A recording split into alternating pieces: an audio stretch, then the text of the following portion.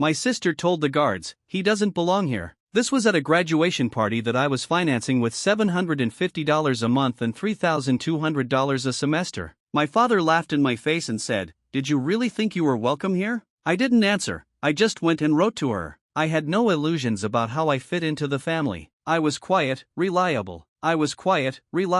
Always there, always giving, but I was never seen. Donna, on the other hand, was the golden child, the pride and joy of my parents, who could do no wrong. And when the news of her graduation came through a group chat, I realized how low I had fallen in their eyes. $750 a month. That's what I've been paying for her rent for the past 3 years. On top of that, I was putting up $3,200 each semester for her college tuition. My parents would casually say, "It's our contribution to the family," but I knew the truth. They weren't the ones who skipped meals or ate only microwave noodles to make ends meet. It was me. Every month, no thanks, no call, just silence. So when I saw the photos from Donna's graduation party filling a family group chat, something inside me clicked. I waited a few days, my pulse still racing with outrage, before texting my mom, "Where's the party?" She replied almost instantly with the address, without any explanation. No apologies. Just, Brook Hill, the same place where Vanessa's bachelorette party was. And that was it. No warmth, no friendliness.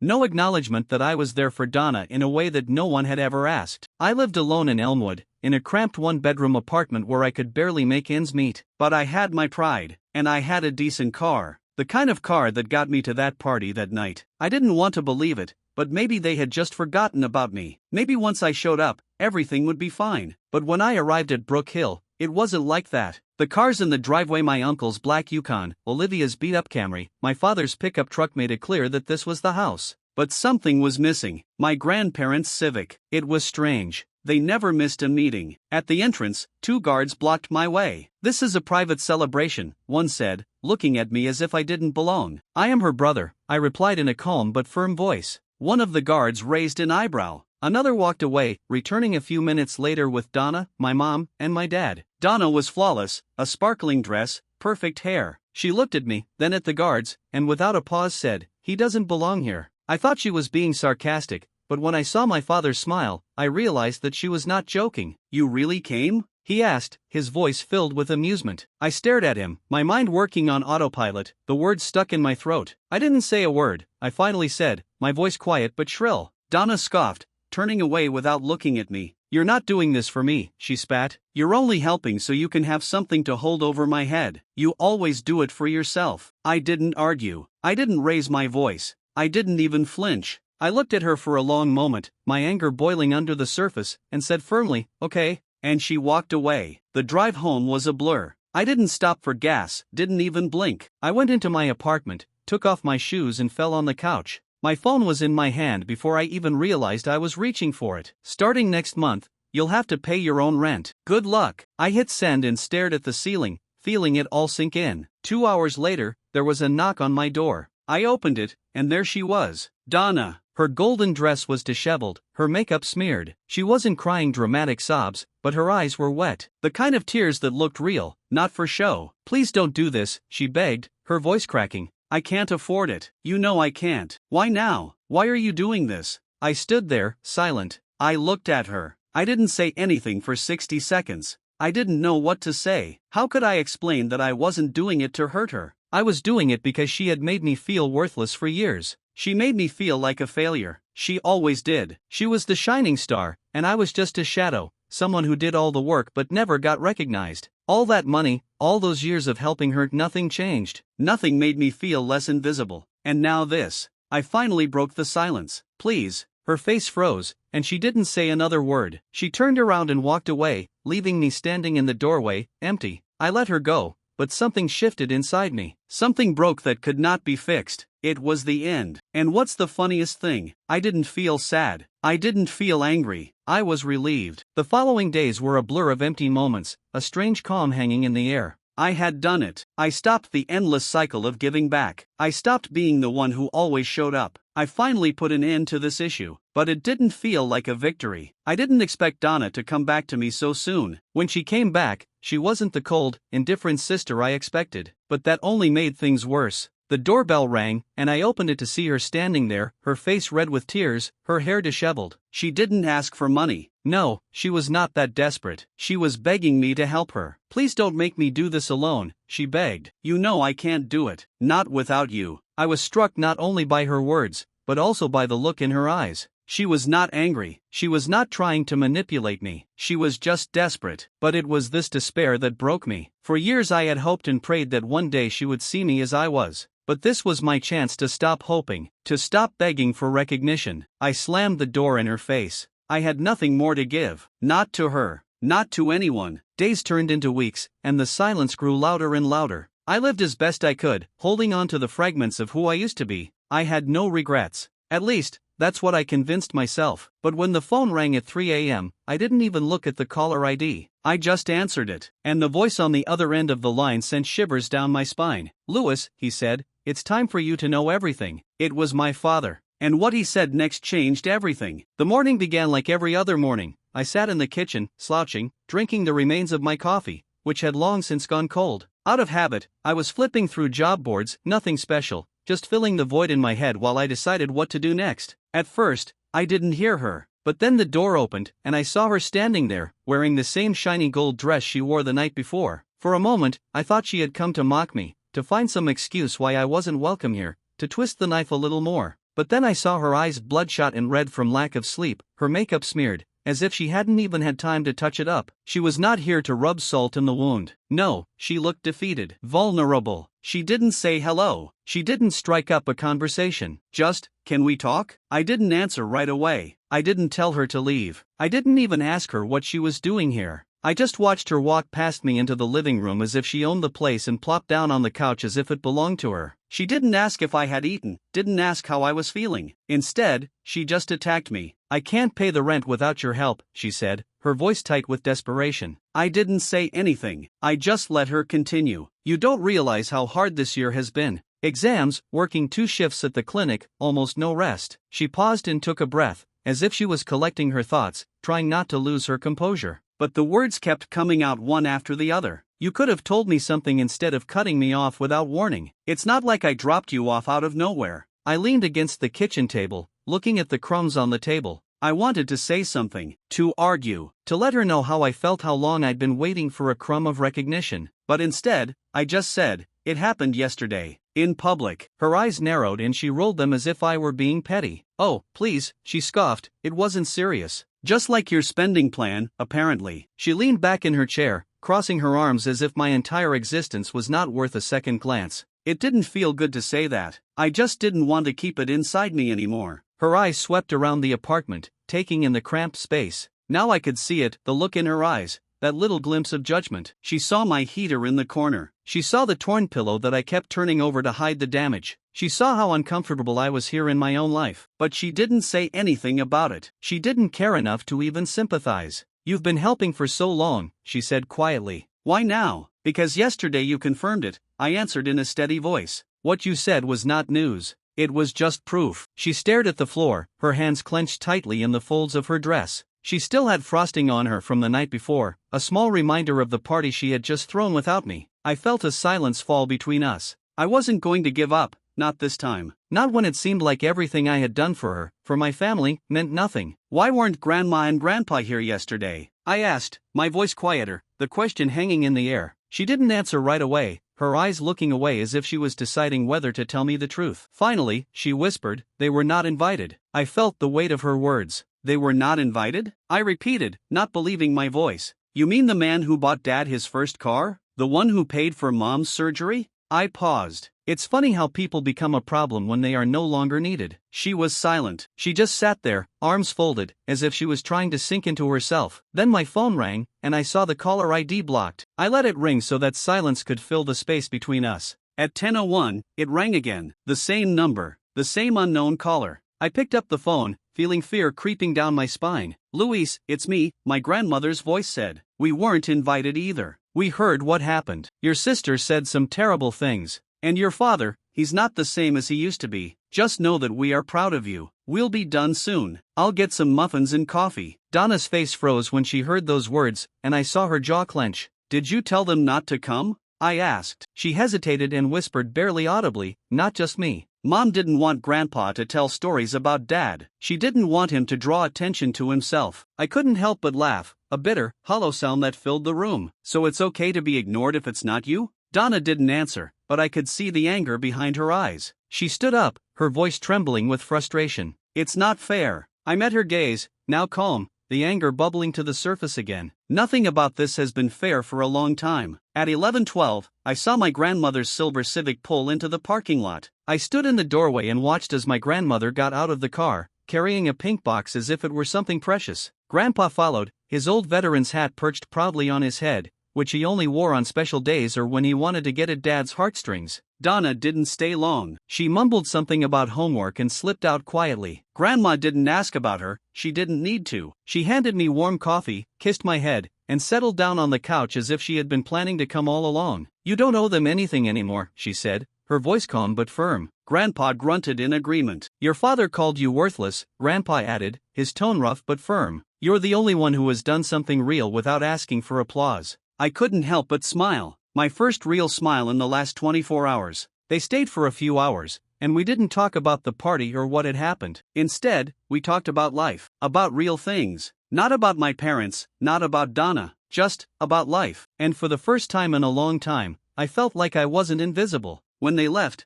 I knew what I had to do. Donna was not going to talk to Mom and Dad. I was going to do it. I sat on the bed, the coffee still warm in my hands, and the box of muffins next to me. The silence after they left seemed heavier, like the silence after a door slams shut, with my ears still ringing. Donna didn't send a message. She was waiting. She waited for me to calm down, hoping that my grandmother would convince me to let it go. But something inside me changed. This time I wasn't waiting for someone else to fix it. At exactly 12 o'clock, I picked up the phone. My dad answered, his voice too friendly, as if we had almost had a fight the day before. Hi, Dan, I said, trying to keep the excitement out of my voice. Is everything okay? Yeah, he replied, his voice tense but trying to sound casual. Did Grandma and Grandpa come by? They brought cupcakes, I said. There was a pause. A long silence. They weren't at the party last night, I added, knowing the weight of these words. Yeah, well, Dad's voice trembled. I'm sure they just... I interrupted, my voice cold. You weren't at the party either. So why don't you just tell me what's really going on? And then the conversation began to unfold. The phone conversation with my father was exactly what I expected, an attempt to make me feel guilty for standing my ground. He said it wasn't about Donnie. It wasn't about me pushing her away. It was about giving her a chance to get back on track. Well, I wasn't buying it anymore. You know how Grandpa can be, Dad said, his voice softening. I didn't answer. I didn't need to. I knew exactly what he was like. He was a man who would have gladly let a wrecking ball swing at his family just to keep them comfortable. I intervened before he could relax, just so there is no confusion. I am no longer paying for Donna. Not for rent, not for school, not a penny. There was a long pause. I heard a noise in the kitchen from his side,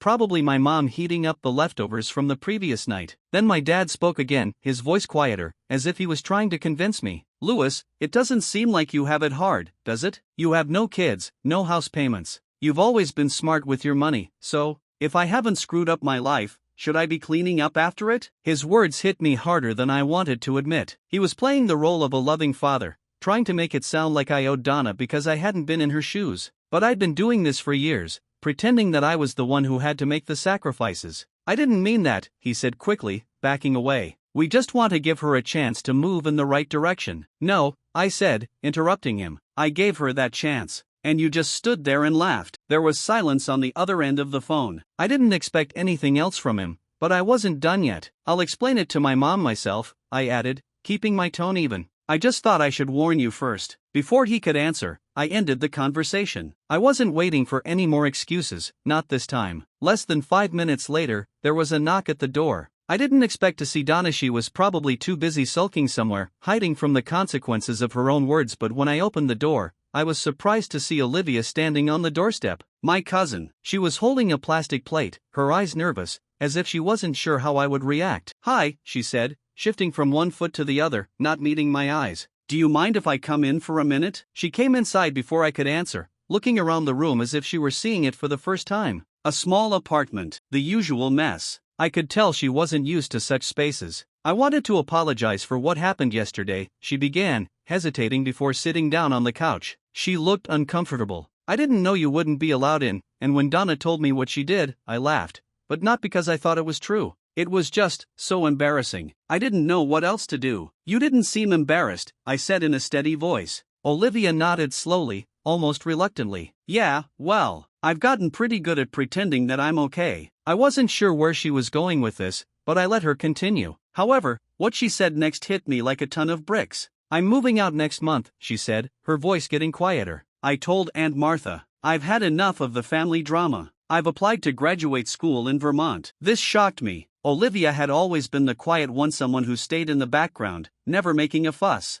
I never expected her to plan an escape, let alone leave everything behind. Donna is taking it hard, she added. She told your mom that you're pushing her away, and your mom blames you, but she doesn't know anything. She pulled her phone out of her pocket, tapped it a few times, and then handed it to me. It was a screenshot of a group message, Donna, some of her friends, and a name I didn't recognize. Donna, he really showed up. Donna told you he was coming. I was so desperate to be a part of everything. I hope he heard me. He's a loser. He pays my bills and still gets treated like garbage. I stared at the screen and didn't know what to feel. Rage? No. Shock? No. Just proof. Painful, undeniable proof of how she'd treated me all along. I handed the phone back to Olivia without saying a word. Thanks for showing me, I said quietly. Will you show this to your mom? Olivia didn't hesitate. I'm not telling you this to be cruel, she said, her voice now firm. I'm telling you this because people need to know who they are protecting. I watched her stand up, and it seemed as if the burden she had been carrying had disappeared. She didn't even look back as she left, and as soon as she was gone, I sat there for a moment,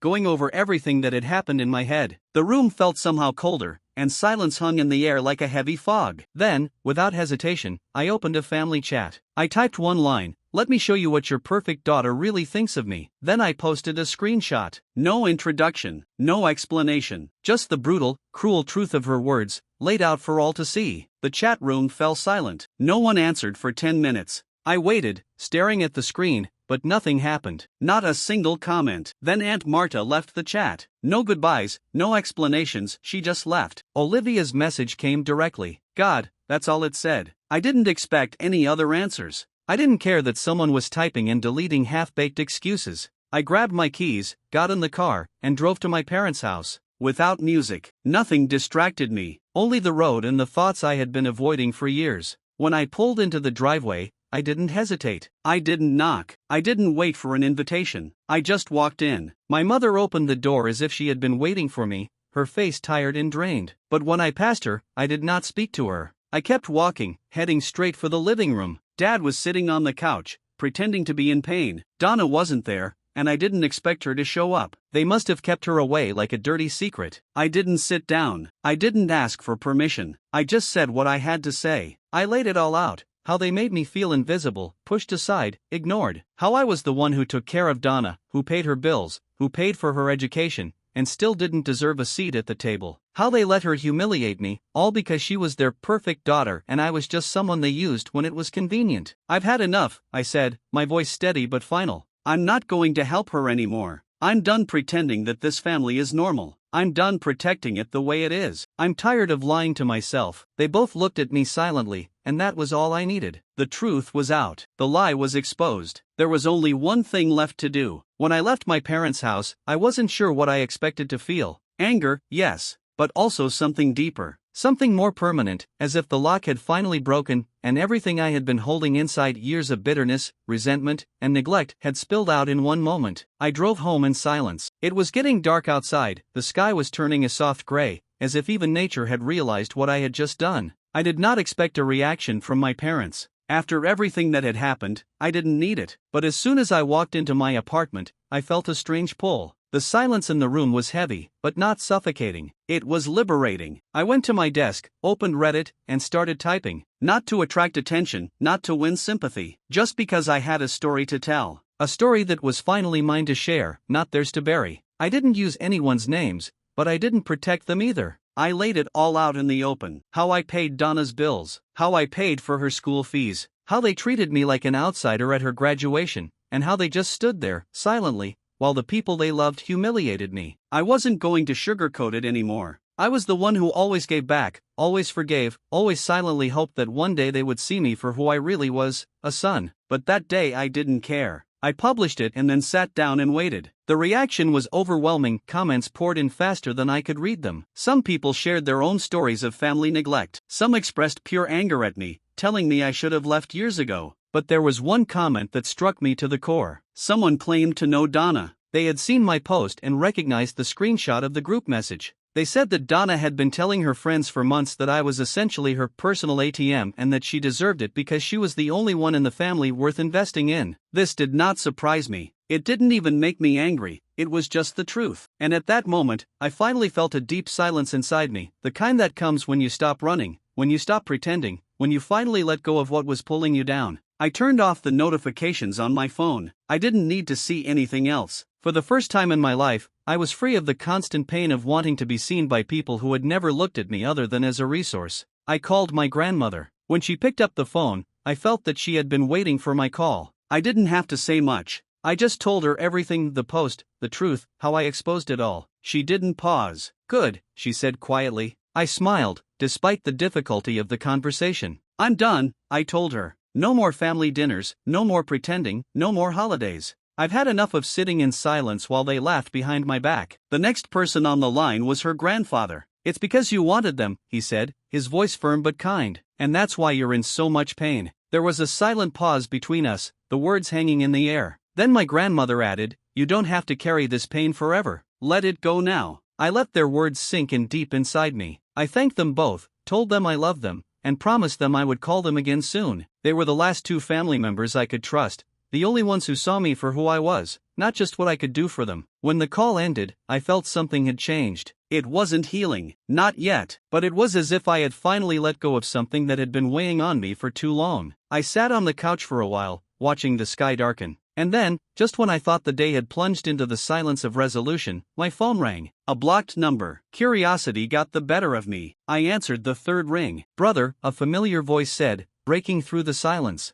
"Are you the same Luis from Reddit? The one who wrote about his family?" It took me a moment to think about my answer. "Yes," I said, blinking in surprise. "That's me." He laughed softly. "Dude, I saw your post." I showed it to my sister. She was like, "Oh my god, is that Luis from 8th grade? We had no idea you went through all this. Do you want to have dinner tonight? It's on me. Let's have a real conversation." I hesitated. I was surprised. I didn't expect this. A real offer. A real connection. For the first time in recent days, I felt something different. Maybe not joy, not yet, but something close to humanity. "Yes," I answered, my voice a little lighter than it had been all day. "Honestly, I would like that." We met later that evening, and for the first time in what seemed like an eternity, I laughed. I laughed without apologizing, without feeling like a burden. Carl and I didn't talk about Donna or my parents. Instead, we joked about the movies we used to sneak into, how Carl now worked in HR and hated every second of it, and a bunch of other random things. It seemed normal. It seemed like I could finally breathe. When I got home that night, I didn't feel a burden of anger or resentment. I just felt lighter. I had exposed the truth, a truth that had been hidden for years.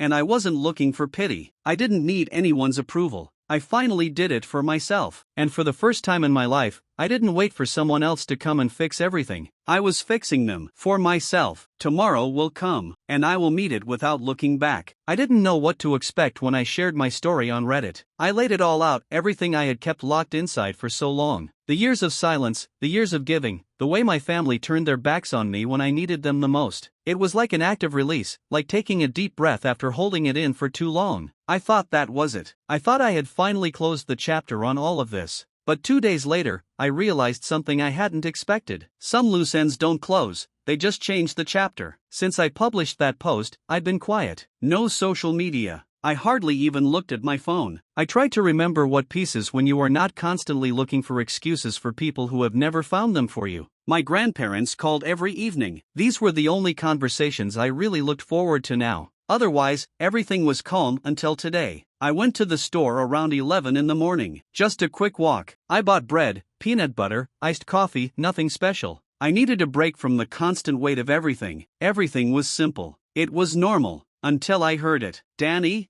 No one had called me that in years. I turned around as if it wasn't real. But there he was, Nathan, my cousin. I hadn't spoken to him in over 6 months. He stood there in a sweatshirt and sweatpants, holding a 6-pack of beer and a frozen dinner, as if he wasn't sure if he was shopping or hiding. His eyes flickered between mine and the floor, and I could tell he was feeling anxious. "I saw your post," he said in a low voice. "I didn't realize it was you at first, but then I remembered your old email. The way you wrote it, I knew." I didn't say anything, not because I was upset, but because I didn't know what to feel. Nathan had always kept to himself. He was one of those people who smiled at family gatherings, blended into the background, and disappeared before anything serious could happen. I did not expect him to lend me a helping hand. "I laughed too," he admitted, the words coming out awkwardly, "when Donna called you that at the party. Not because I thought it was funny, but because I didn't want to be the only one who didn't laugh." I nodded, still not sure where this conversation was going. Nathan had always been quiet, but now he spoke up. "I didn't know you were the one paying for her housing or covering her college expenses," he said. "I didn't know you weren't even invited." I was speechless. He was recognizing what I had always known but never had the courage to say out loud. That people saw it, that they knew and were silent. Then he did something I didn't expect. He reached into the front pocket of his sweatshirt and pulled out a crumpled envelope. There was no label on it, and the edges were frayed, as if it had been there for a while. "I brought this with me in case I saw you," he said, his voice softer. "I didn't think I would." He handed it to me, turned around and walked out, without explanation. No further words. He just walked away. I stood there, stunned, holding the envelope. There wasn't much in it, just three $20 bills, $75 in total. No note, no message. But on the inside of the envelope, written in a dirty hand, was one short sentence: "One lunch for every month I acted like you didn't matter." It hit me harder than I expected. I sat there for a long time, just looking at the money. Not because I needed it, I spent much more than that helping Donna. But because it wasn't about the money, it was about what it meant. For the first time since this whole thing started, someone had finally admitted that they saw me, and yet they still ignored me. And now, albeit belatedly, they were trying to take some responsibility. I didn't answer Nathan, not because I was angry, I wasn't. I just didn't know what to say. Part of me still didn't want anything to do with any of them, but another part of me wondered, maybe I shouldn't have stayed cut off from everyone. Maybe not from him. When I got home, I called my grandmother. I told her what Nathan had done. She wasn't shocked. "Some people need extra time to grow a spine," she said quietly. "It doesn't mean they never grow up." I told her the truth, that writing everything down, sharing it, cutting ties with my parents and Donna, it wasn't revenge. It was more like grief. "It's because you wanted things to get better," her grandmother said, "and not fall apart." These words stuck in my memory. They echoed in my head long after the conversation was over. I didn't do it to punish them. I did it to finally be free. Soon after, my grandfather got in touch. "It's because you wanted them," he said, his voice heavy with understanding. "And that's why you're in so much pain." A silent gap opened between us. I let the silence wash over me before my grandmother spoke again, her voice calm but confident. "You don't have to carry this pain forever. Let it go now." I thanked them both, told them I loved them, and promised them I would call them again soon. They were the last two relatives I still believed in, the ones who truly saw me. When the call ended, I felt that something had changed. Not healing, not fixing, but as if I had finally let go of something that had been weighing me down for years. As I sat there looking at the dark sky, something unexpected happened. My phone rang again. A blocked number. At first I ignored it, but it rang again. The same number. Out of curiosity, I answered the third call. "Brother," a familiar voice said, breaking through the silence. "Are you the same Luis from Reddit? The one who wrote about his family?" I took a second to think. "Yes," I answered, blinking in surprise. "That's me." He laughed softly. "Dude, I saw your post." I showed it to my sister. She was like, "Oh my god, is that Louis from 8th grade? We had no idea you went through all this. Do you want to have dinner tonight? It's on me. Let's have a real conversation." I hesitated. I was surprised. I didn't expect this. A real offer. A real connection. "Yes," I said, my voice a little lighter than it had been all day. "Honestly, I'd love to." That night I sat across from a man who knew me before everything went wrong. We didn't talk about Donna or my parents. Instead, we joked about the movies we used to sneak into, how Carl now worked in HR and hated every minute of it, and a bunch of other random things. For the first time in ages, I laughed without feeling like I needed to apologize for being alive. When I got home, I didn't feel angry. I didn't feel sad. I felt something else, something I didn't expect. Peace, real peace. And then I realized that this story is not over. It's not over yet, but for the first time, I didn't need to push it. It unfolded by itself. And maybe, just maybe, I was finally ready to see how it would end.